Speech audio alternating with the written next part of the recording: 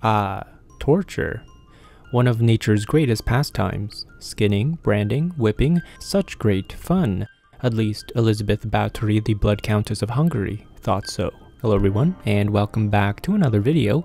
In this video, we will recreate Elizabeth Bathory to see how she might have looked in real life, as well as talk a little bit about what her deal was.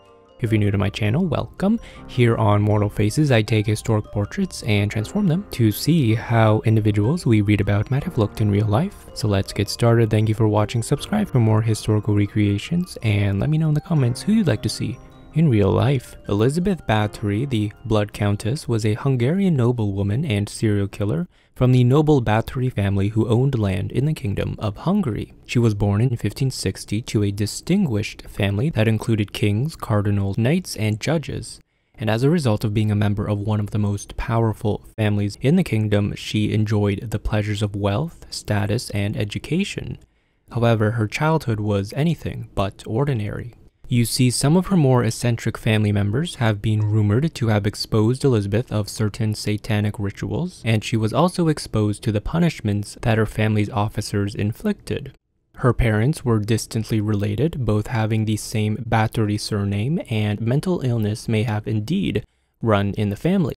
As a child, she was plagued with multiple seizures that might have caused epilepsy, loss of control, and fits of rage. So in order to cure it in 16th century medicine, it included rubbing the blood of a non-sufferer on the lips, or drinking the blood of a non-sufferer and bits of skull as the episode ended. With all this unordinary behavior happening around her, it's no surprise that she became pregnant at the age of 13, rumored to be from a peasant boy.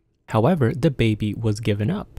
In 1537, aged 15, she was married to 19-year-old Count Ferenc II Nádasdy, a member of another powerful Hungarian family whose own family was almost as illustrious as the Báthorys. Because of this, he actually took on her last name upon marriage rather than vice versa. And as a wedding gift, it seems he gave her a whole castle and some surrounding villages. To add to this upside-down marriage, unlike his wife, Ferenc was not as educated as her. He could barely read and write. Elizabeth, on the other hand, was known to be one of the most educated women of the time.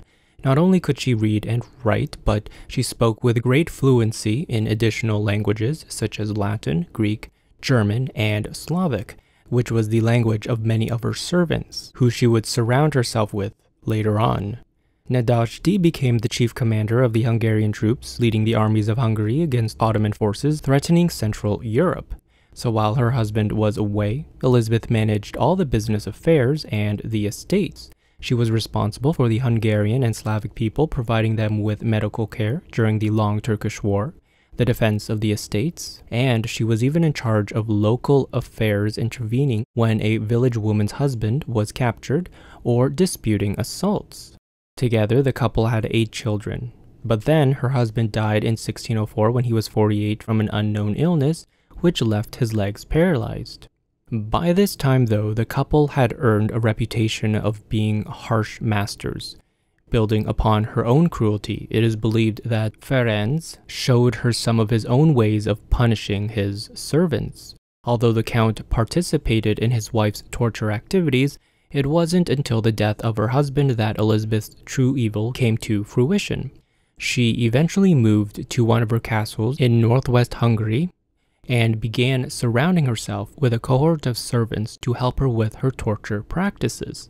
And here's her story. Legend has it that one day an attendant girl was brushing Elizabeth's hair when she accidentally pulled too hard and it tugged on a snag in her hair. The Countess erupted in anger, jumping up and striking the girl with the back of her hand. The strike was so hard that it made the girl bleed, and some of that blood was left on Elizabeth's hand. Later that night, Elizabeth noticed that the skin on her hand where the blood had been looked more youthful than she had seen it in many years. And this gave her the idea that if such a small amount of blood could make her hand look young, then more could restore youthfulness to her whole body. It is said that this is when the madness began, and Elizabeth started to bathe in the blood of virgin girls.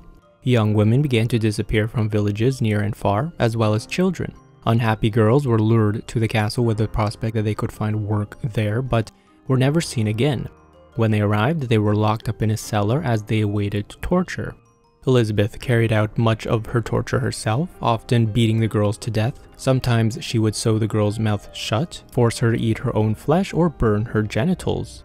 When she was too sick to get out of bed to beat them, Elizabeth would order her servants to bring up a girl to her quarters, where she would bite their faces and shoulders. In other instances, she would stick needles underneath the girl's fingertips before cutting off the fingers of those who tried to take them out. Soon Elizabeth began to run out of young women because she had either already taken them or the villagers had started to hide their daughters out of fear she would take them. This is when the Countess began to resort to noble girls, a decision that would ultimately lead to her demise. After the murder of one noble girl in 1609, which Elizabeth tried to stage as a suicide, the authorities finally decided to act. During a night raid, officials searched the castle and discovered the dead bodies of young girls everywhere they looked. Some were missing arms and eyes. One body was in the fireplace, not yet fully burned. Elizabeth was taken to trial and many testified against her under torture, including her servants as well as survivors. One of the servants said that girls were tied up and beaten to death until their whole body was black as charcoal and their skin battered and torn. One girl suffered from 200 blows before dying. Another servant admitted that she had taken red-hot fire pokers and shoved them into the mouth of one girl. She said she placed her fingers in the mouth of another and pulled until the sides split open. Finally, after hearing countless testimonies of the appalling activities that went on behind the castle's walls, Elizabeth and her servants were convicted on 80 counts of murder, although evidence showed that as many as 650 females may have been killed in total. Her servants were sentenced to death, most of them burned at the stake, but Elizabeth was imprisoned for life in a room in her own castle that was boarded up with tiny slits for food and air. Elizabeth lived for 3.5 years before she was found dead, lying face down on the floor. You see, legend could have been manufactured by the king who owed Elizabeth and her family money.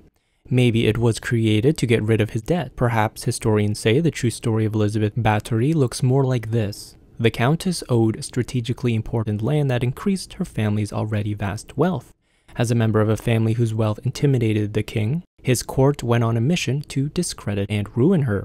The best case scenario is that Báthory abused her servants, but came nowhere near the level of violence alleged at her trial. The worst case? Well, she was a blood-sucking demon sent from the devil to murder young women. Both make for a compelling story, even if only one of them is actually true. And that's a little bit about Elizabeth Bathory, the Blood Countess. I hope you enjoyed this video. If you want to see more historical recreations, please consider subscribing to my channel. Each of your subscriptions does help this channel grow, and it allows me to continue making more content for you. It's the best way to support me. Let me know in the comments who you'd like to see in real life. I do make a list of all your suggestions, and I will see you in the next one.